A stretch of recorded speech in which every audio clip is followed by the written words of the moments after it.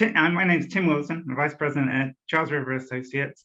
And what I'm going to spend a little bit of time over the next 10 minutes is talking to you about some of the work we've done, working on behalf of Novartis, looking at some of the barriers, looking at some of the policy opportunities, because this is a space that Victor and Sopa have already suggested, where there's incredible opportunities to improve healthcare for patients and patients who have been neglected for too long.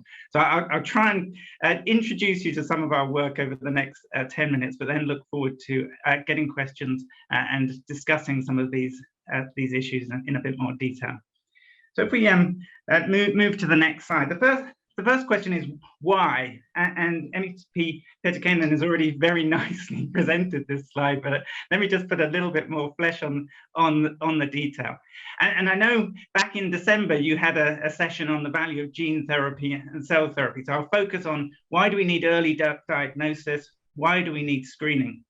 And the real reason is if we treat patients earlier, if we diagnose patients earlier, the clinical outcomes are a lot better. If you think about diseases such as SMA, a very severe disease affecting newborn babies, 2-year survival, we don't have long to act, and only by treating patients, diagnosing patients early, treating patients early, can you see significant improvement in clinical outcomes. And we've got good data and evidence on the improvement in clinical outcomes we can achieve in SCID, in SMA, in sickle cell disease. So the benefits are there if we grasp them. If we don't do this, we know those patients will be left on much less effective treatments, often treating the symptoms rather than stopping disease progression, let alone preventing the disease in the round. So we're failing those patients unless we diagnose them early. So big clinical benefits to patients. But beyond that, there's the healthcare system. If we don't treat patients with these severe diseases, we can have very expensive treatments, hospitalization, so impacting the sustainability of the healthcare system.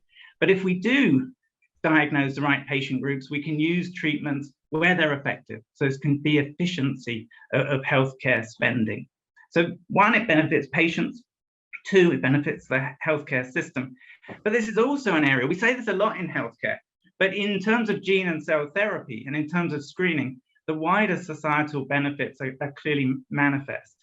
So if we can treat patients early, progress, even stop the disease, prevent the disease, the impact in terms of the life course, the impact in terms of opportunity in the labor force are very significant. We can put numbers on some of those things, but it's clear the benefits we bring. In terms of the patient's family, we know with rare diseases, the distress that's caused by not knowing the disease, not knowing the underlying problem, and the problem of multiple, up to 6 times misdiagnosis in some of the rare diseases. So we're avoiding that psychological stress that we have if we don't treat and diagnose the diseases. And we also know from much of the survey work that patients, if they know what the disease is, there's the hope of treatment. Obviously, in many cases, there's the prospect of treatment, but this is a benefit to patients and their family. And finally, we're dealing with a genetic disease in many cases. So this affects the baby or the patient in question, often has implications for their siblings, but the family connections as well. So we can have a cascade of diagnosis and the benefits that these bring. So building on the introduction, hopefully the benefits of this are clear. So what's the problem? If these benefits are so clear, what's the problem? So if we move to the next slide.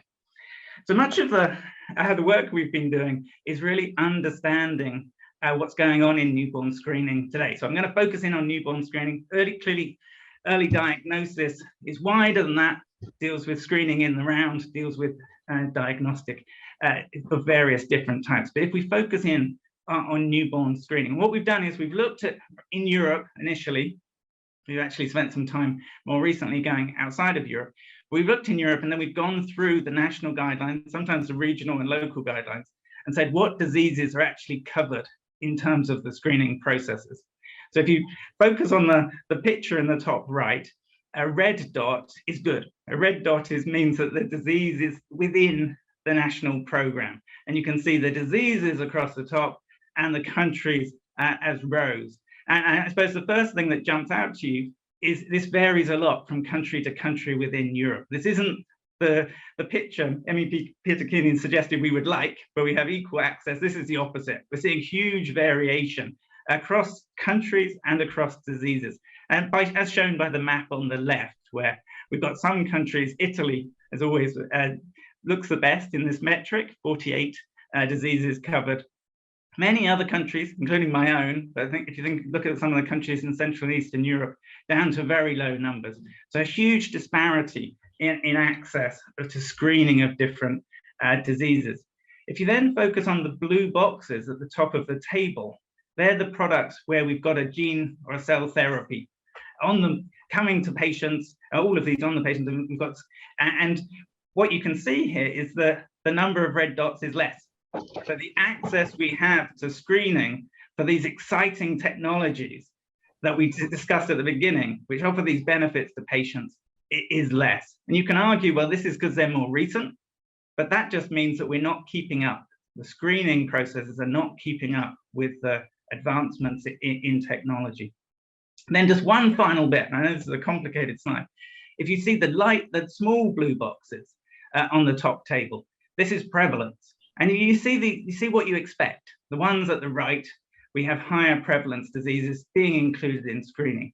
But that's not universally true. If you think about SMA, if you think of SCD, these are relatively high incidence diseases where we've got poor levels of screening. We need to articulate much more clearly, as Victor suggested, what's our reasoning for including some things in screening and have a more rational set of processes. So that's the problem. What are the barriers to us improving this? And if we go to the next slide, as with if we just move down, as with anything to do with healthcare, it's always multifactorial. It's always complicated. What we've tried to do is to simplify this a bit and put this into 4 buckets as to what are the root causes of these differences in screening that we see across markets. So in the regulatory side, we clearly have a lack of harmonization across regions, and that's certainly true.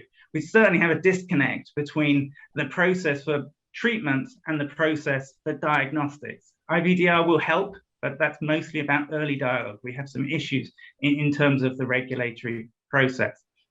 In terms of how do products get into national programs, well, whereas we have quite well articulated processes for a new medicine, for example, many of these processes are much more opaque. Some of them don't have a set timeline, a review timeline. Some of them are ad hoc. We've got discrepancies in evidence across markets. As always in healthcare, we've got some national and regional decision-making. And then how do patient groups, which are so important in rare disease, especially genetic rare diseases, how do they get involved in this process? How influential they are? That's incredibly opaque, unfortunately. If you start to think about the reimbursement side, as I suggested, the value of screening is multifactorial, but we know assessments of value find these multi-dimensions very difficult, especially around the value of hope, the value of future treatment. These are very difficult things to quantify, and that's no doubt rigid cost effectiveness is a challenge for some of these screening mechanisms. But so is budget impact. Silos are always a problem, but if we think about screening, this is the cost of screening goes into one budget, the implications for treatment go into another budget, the cost savings from hospitalization go into a third bucket. This has a multiplicity of challenges. And even if we have a new disease put into the screening program, we have it funded, which there's often a delay in terms of that implementation. We then sometimes have issues in terms of implementation, 2 to 3 years before patients actually have access, needing to go through a procurement round, needing to get through other barriers at different levels of the decision-making process. So there's a lot of work to do. We have a huge opportunity, but we have some challenges ahead of us. If we go to the next slide, one of the things that sometimes is written about, and maybe it will come up in the questions and answers, is around the ethical considerations. This is a sensitive area where newborn screening is obviously sensitive anyway, but this is about information about the genetic lives of these patients that could be misused in a range of different ways. And it's sometimes said, is there a bit of a trade-off between us being flexible on the one hand and some of the ethical requirements on the other? And we think, no, not at all. the ethical requirements are a prerequisite for screening and treatments to work well and effectively for European patients.